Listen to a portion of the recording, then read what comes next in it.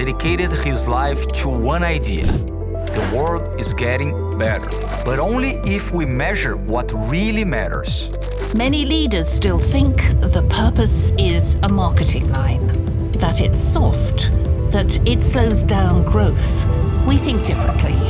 Today, Prosus companies impact more than 2 billion people across education, mobility, fintech, food, classifieds, and beyond. But what drives us is not how big we can get. It's how much good we can create. Richard Thaler, Nobel Prize-winning economist, proved that companies guided by purpose outperform profit-first companies by 168%. Puti, tell me about the Naspers Labs impact. Edu, I'm very proud of the Naspers Labs impact, where we are both educating and also providing access to employment to young people. And many of them are actually young people who are graduates of universities. And what I'm proud of is the fact that over the last 3 years, we've managed to provide access to digital education to 7,200 young people. And of those 7,200 young people, we've ensured that 6,200 of them are placed in employment. And further still, I'm very proud of the fact that 65% of these are women and 4% of them are disabled people.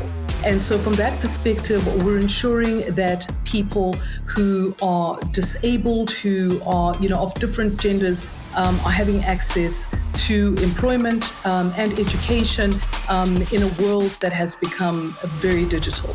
That's what I've discovered in my readings. Purpose is not just good ethics. It's optimal economics. It's not a campaign. It's not a poster on the wall. It's a multiplier, a strategy, a system for scale. This perfectly demonstrates what MIT's Rebecca Henderson calls the purpose multiplier, where social good amplifies businesses' results rather than competing with them. That's the shift. From asking how much can we take to asking how much can we give and still grow. Take OLX, for example. This isn't a marketplace. It's an engine for circular value. Over 25 million items exchanged, 169 million euros saved by users. 44% of sellers scaled their businesses. This isn't just sustainability, it's market creation. When people's personal purpose aligns with their professional goals, you unlock something exponential. You don't drive transformation by telling people to care. You drive it by showing them that their work already matters. When iFood scaled to millions of deliveries, you didn't just focus on logistics. You created educational pathways for drivers. Why? Because our driver's success is our success. When they grow, we grow. It's not a corporate social responsibility. It's business strategy. At iFood, we didn't just optimize delivery. We helped 11,000 drivers finish high school and reached over 100,000 through the iFood Takeoff program. Stanford's Chief Heath proved that when people connect their daily work to a larger purpose, productivity increases by 171%. But the impact has to be real, measurable, and meaningful.